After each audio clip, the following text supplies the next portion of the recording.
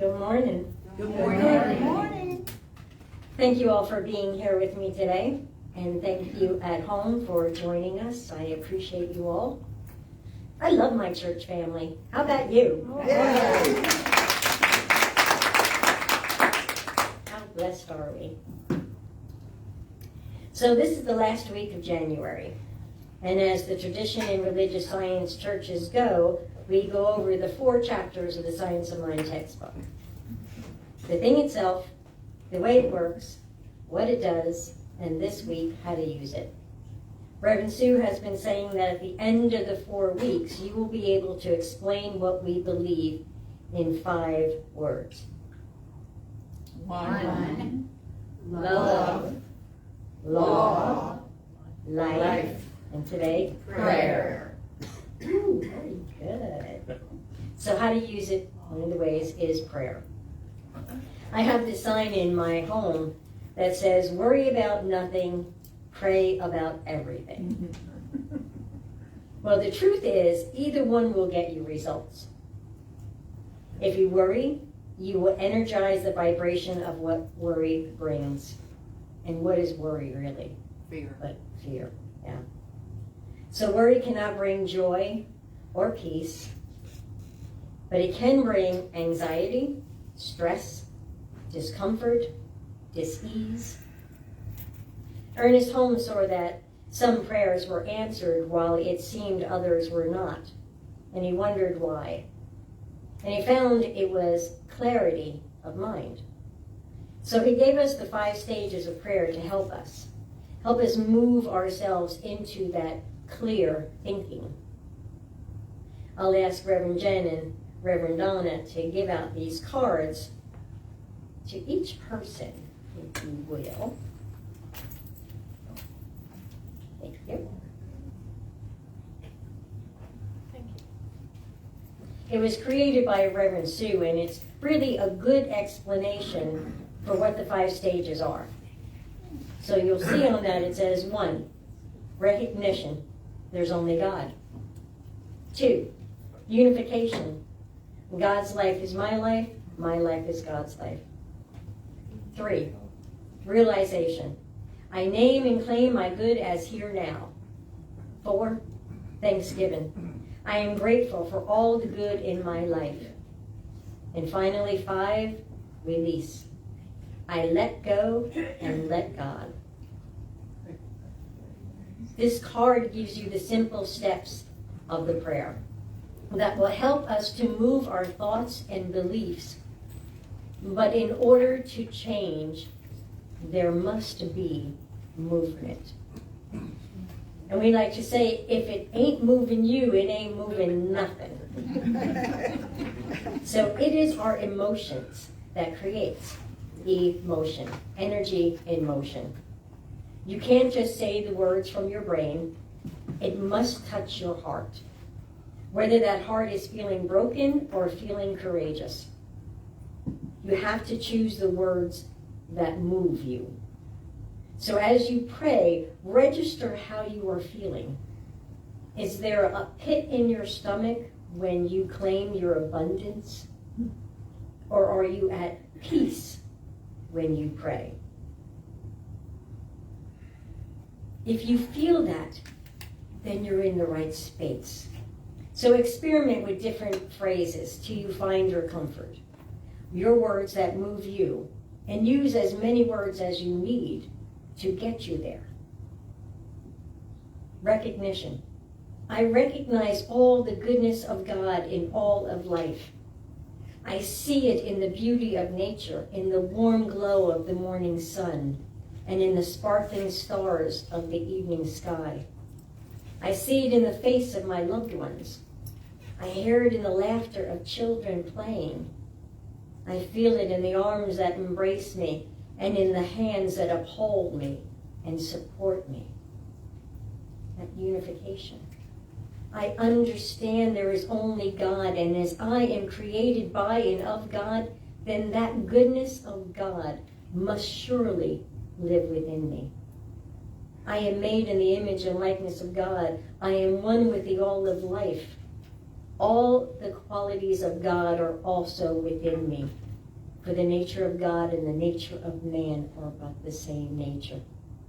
God is love, and so too am I. You use as many words as you need to. Whatever words to get that clarity of mind that Ernest speaks of. And as you begin to shift in how you're feeling, you will be able to sense the difference between when you are speaking a prayer that you can believe in, or one where you're using words that will just amplify what you don't want. Don't ever do the smile on the outside and have the inside be either in pain or in anger, because the smile on the outside isn't going to draw your experiences. It's this anger or the pain on the inside that will be doing the work. We have to believe in the words that we speak. Let me tell you a little story. I read this account from Father Langford on how Mother Teresa lived. One day in the Mother House in Calcutta, there were about 300 novices, and they were all out for the morning. One of the novices working in the kitchen came up to Mother Teresa, who was with Father Langford, and said, "We've planned very poorly. We have no flour to bake these chapratas." I didn't know what that was, but apparently it's little flour and water pancakes. So the situation looked pretty bleak. The novice continued saying, 300 plus mouths are coming to be fed in about an hour and a half, and there's nothing to cook with. Now, Father Langford said, what he would have expected Mother Teresa to do was to pick up the phone and call some of her benefactors and mobilize them to find some way of feeding her daughters. Instead, her reaction, her immediate spontaneous reaction was to say to this sister, "You're in charge of the kitchen this week, yes?" And the novice nodded. "Well, then go into the chapel and tell God we have no food. That's settled now. Let's move on." Now, lo and behold, 10 minutes later, there was a ring at the door, and Mother Teresa was called downstairs. A man she had never seen before was standing there with a clipboard. He addressed her saying, "Mother Teresa, we were just informed that the teachers at the city schools are going on strike. Classes have been dismissed, and we have 7,000 lunches we don't know what to do with.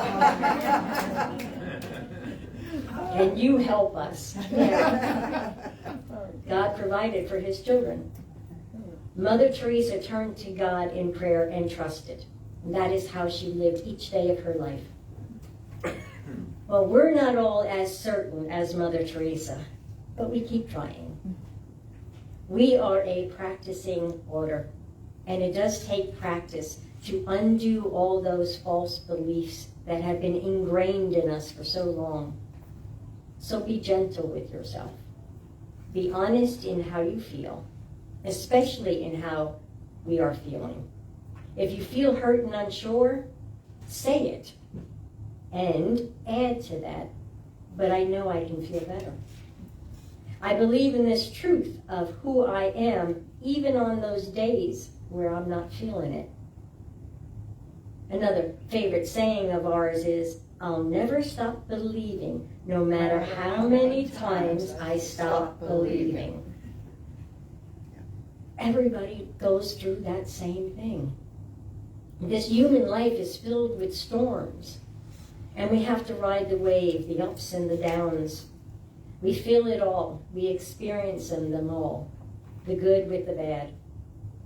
Sometimes our faith is shaken.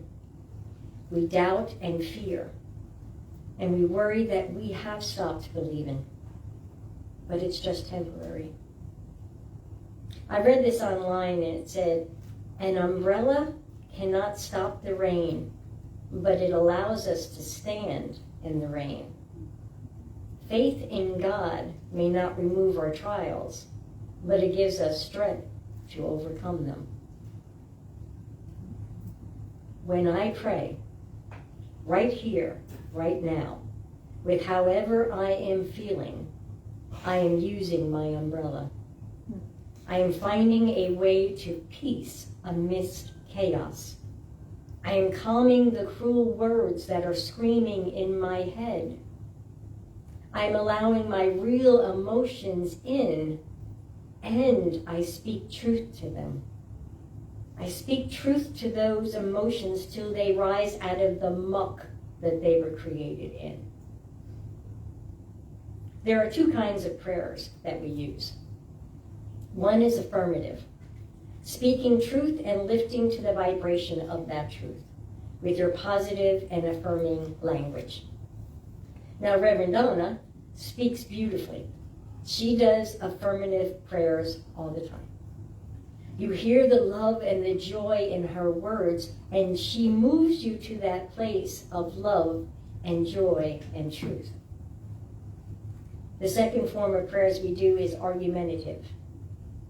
90% of the prayers you will hear me do is argumentative, where I have to move myself into truth. It's where I say the truth of who I am, and I also speak to my human truth of how I am feeling at that time. It's when I am using my umbrella, like this. I am one with the divine, one with this all-encompassing love, one with the source of all good. I am one with the great all of life. Though my life may seem anything but great, it may look chaotic and troubled, filled with fear and doubts. I may feel like I am falling to pieces, but in truth, I know I am always held whole and holy in the eyes of God. I am precious and treasured and loved as I am. I am always complete and undamaged in the light and love of God. The presence of God is there whether I feel it envelop me or not. God is there, whether I feel at ease or diseased, whether I feel broken or alone. There too is God, spreading its rays of love and good upon me. So today I will trust in this goodness of life. I will let the light of my faith burn bright, and I will surrender, not out of frustration or in defeat, but by turning it over with complete trust in this love and placing it in bigger hands for my greater good. Yes, I am one with the divine, and yes, all is well. I am well, and so it is. So I am not ignoring what I am feeling as my human self, but as I speak the truth of myself, in spite of how I might occasionally feel, how I think I have failed or disappointed or whatever, it does not change or damage the truth of who I am. No matter what I have done or thought, it does not change the truth of who I am. And as we speak those truths, we are disputing what we thought was real. And we are moving ourselves toward the truth of who we are, our God truth. The great Emmett Fox said, "The scientific way to approach life is, if you do not like the picture you are getting, then change the reel." And I was thinking, like him, he used the word reel, R-E-E-L, as in a reel of film. And I say we can also kind of use change where you focus the real, R-E-A-L. The real is the truth of who you are. Keep the focus there, not the lies or the past with its false beliefs, because they were never R-E-A-L. Let me tell you another story. One day, a girl let out her frustrations about her life to her father. She said that her life is full of setbacks. There seemed to be no end to her problems. Her father, who's a chef, led his daughter inside the kitchen, and he took 3 same-sized pots and filled them with the same amount of water. He set the pots on the stove and turned it on. When the water started to boil, the father put ground coffee beans in one pot, some eggs in the second pot, and potatoes in the last pot. He quietly observed the 3 pots. The bored daughter stood there and was getting very impatient with the silence and wondering what her father was doing, cooking, while she was in this state. After 20 minutes passed, the father turned the stove off. He spooned the potatoes from the water and put them in a bowl. Next, he took the eggs from the water and put them in a second bowl. He then poured the brewed coffee into a mug and asked his daughter, "What do you see?"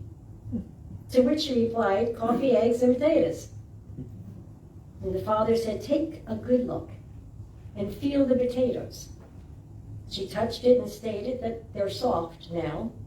And the father asked her to break an egg, which she did. She shelled the eggs and said that it's a hard-boiled egg. Lastly, he gave her the mug of coffee and told her to drink it.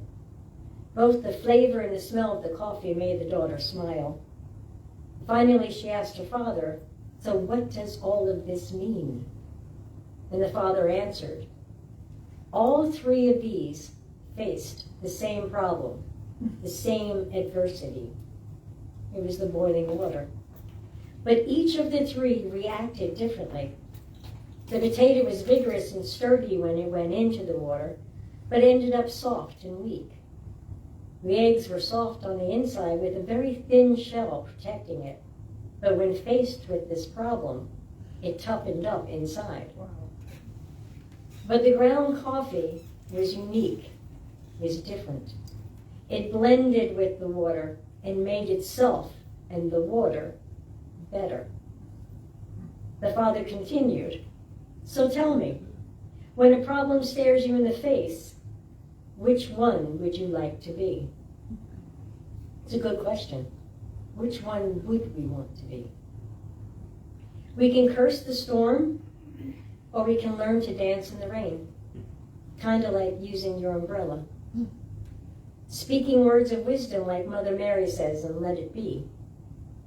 We can worry about nothing and pray about everything. We can be like coffee and change inside us, and our outer circumstances must also change for the better.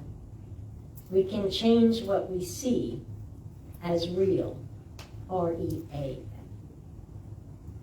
So if your prayer is moving you, your emotions, your thoughts are clear, then we are in that perfect state, that sweet spot of true belief. That's where the shift happens. When we stop using the old language, stop holding on to the old patterns, stop reliving the old reels in our movie of life, and we more and more see the real of our lives, the truth as God sees. Let me share a quote from Laurie Desjardins. She says, "You are strong enough to handle your challenges, wise enough to find solutions to your problems, and capable enough to get it all done. We have everything we need within us already." And as Ernest Holmes says, there is a power in the universe, and we can use it. We do use it every second. We were just maybe a little unaware of our abilities and capabilities to believe that we can, and we can use it for our good. And I may challenge Ernest for a minute and say, it is not that some prayers are answered while others are not. It's that all prayers are answered. We just didn't realize what we were really praying for. If we pray with worry about something, we know now we're going to get more of that, right? Let me tell you one more little story. An old Cherokee is teaching his grandson about life and says, "A fight is going on inside of me. It is a terrible fight, and it's between two wolves. One is evil. He is angry, envious, regretful, greedy, arrogant, guilty, resentful. He is filled with lies. The other wolf is good. He is joyful, peaceful, hopeful, faithful. He is filled with kindness, empathy, compassion. He is generous and truthful." The same fight is going on inside you and every other person too. The grandson thought about it and asked his grandfather, well, which wolf will win? And the old Cherokee simply replied, the one you feed. Feed the truth of you, not those old lies. Speak real. Pray how you feel and move yourself to believe what is true. You are God's greatest gift, and we are thankful that you are here. So now you can say what we believe in 5 words, right? And they are 1, love, law, life, and prayer. The principle is there is only one. One God, one life. And this essence, this presence of God is love. How it works is through the law. Consciousness creates. What we believe sets the law into motion. What it does, it gives life, form. It takes what we put out and mirrored into our experiences. It filled the mold we created. How do we use it? One way is with prayer, whether affirmative or argumentative. We use the formula that Ernest Holmes taught, the 5 stages of prayer, to move us to clear thinking. As our friend Margot always is heard saying, everything in divine order, right action. Divine order, right action is clear thinking. Knowing truth and surrendering. Trusting. Let go and let God. Page 60 from the Science of Mind textbook says, God's world is perfect, and this is the principle we have to demonstrate. Spiritual things must be spiritually discerned. And when we are ready and willing spiritually to discern, we shall find a ready response from the invisible into the visible. Let us do our work conscientiously and thoroughly and leave the results to that law which is perfect. The invisible passes into visibility through our faith in it. As we believe, so it is. So let us believe more in what is true than in what we fear. Let our faith be stronger. And let me share this quote from Maya Angelou, because you know how much I love Maya. She says, I know that when I pray, something wonderful happens. Not just to the person or persons for whom I'm praying, but also something wonderful happens to me. We cannot speak goodness for someone else without that also touching ourselves. Like Dan O'Neilla's word in our first song, when I pray, my heart goes deeper. My heart goes deeper into my God, the Father within. One last thing, a very important thing. Let me bring your attention to our prayer box there. That box holds your prayer request. And those prayers we hold close to our hearts. It is so important to us. Your prayer becomes my prayer. Your prayer is our prayer too. We will see you're real. We will have clear thinking. We will have that clarity of thought where we can see your truth. One thing I know for sure is when you are in the thick of it, it's impossible, or at least highly improbable, that you can get some clarity to see through the fog, the storm that you are in. That's why we have each other. When you cannot see your truth, when you can't find your way out, come to us through the prayer box, in person, and we will see your truth for you. We will pray and know and see your truth till you can see it yourself. We will pray your prayer for you. And when I am or we are in darkness and have temporarily lost or forgotten our light, then please see our truth and pray for us. Thank you. Namaste.